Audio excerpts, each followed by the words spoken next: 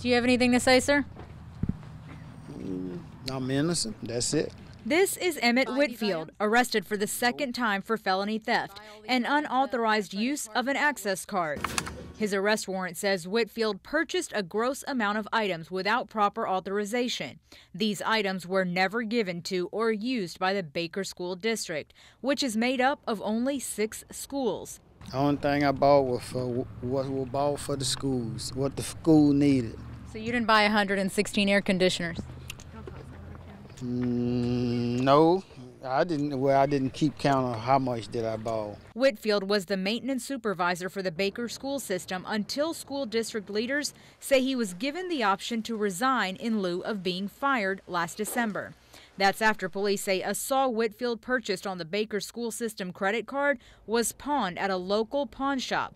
Whitfield was authorized to use that card. That incident made Baker Superintendent Ulysses Joseph launch an internal audit of all purchases on that credit card. I'm going to put boots on the ground. Lieutenant Greg Brown with the Baker Police Department is investigating the case. We're looking at least 717 items. It's not accounted for, and we don't know where he put it and what he's doing with it. The 9 News investigators requested a list of all purchases made on that credit card dating back to 2012.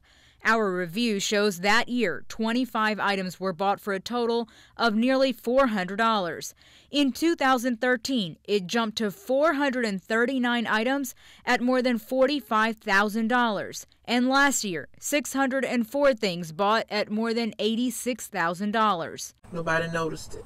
Then you're going to do a little bit more because each year it starts increasing. This Baker teacher spoke to the 9 News investigators on the condition of protecting her identity. What if I were to tell you that since 2012 he has spent more than $132,000 on this credit card? I'm disappointed because if you can allow a maintenance person to just have a card to spend money or have assets to spend money and you can't fix up the classrooms that the children have to attend. She says the ceilings are falling in some Baker classrooms. There's mold and asbestos, not enough computers or teachers, and salaries are low. With $132,000, it can do a lot for the children. There are pages and pages of purchases, including those 116 air conditioners bought at more than $50,000. Why does the school system need 116 air conditioners? They don't.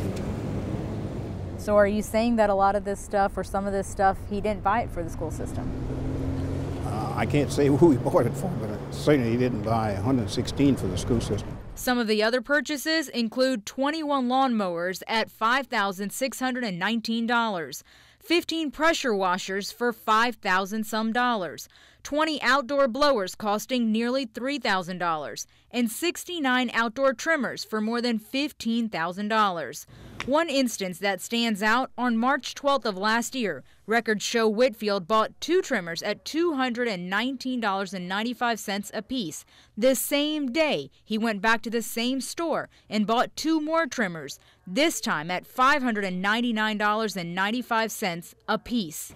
Unfortunately, we do use trimmers, to edge with what have you, but we don't need the number that's in there. 20 generators for $6,730. Generators.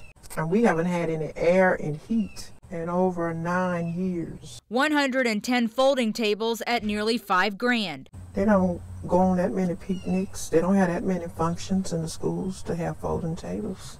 My God.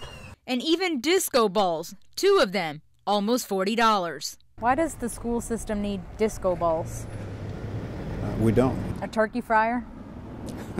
Certainly don't need a turkey fryer. Superintendent Joseph says per policy, Whitfield was required to fill out a purchase or work order prior to buying anything. He says in some cases he did, but not always. Were you buying these items at the direction of the superintendent? Yes, some of them, yeah. I used to call him and tell him what needed to be bought. And I used to tell him I'm having to put in a work order, and when I receive the work order, then I go get the part and put in what they needed. Was he coming to you asking permission, can I buy all this, or how was he doing this? No. We would have caught it right away and had an opportunity to do something about it if he had done that. Some of these things were done in secrecy. Why is the superintendent saying this stuff is unaccounted for then? I don't know. Maybe he need to go around checking the school and looking around and see. As the superintendent, do you not watch over the spendings? I do, as best I can, yes. If you watch over it, none of this caught your eye? Well, we have a lot of other folks that's, responsible for that. And again, it caught no one's eye? No, at that particular time, yeah. Now, Baker police are still investigating, including checking more local pawn shops for the hundreds of items that cannot be found. Meanwhile, a superintendent tells me their policies have changed now. People will have to get pre-approval before they can buy things for the district, and all purchases must have a work or purchase order. For the 9 News investigators, I'm Karen Chawla.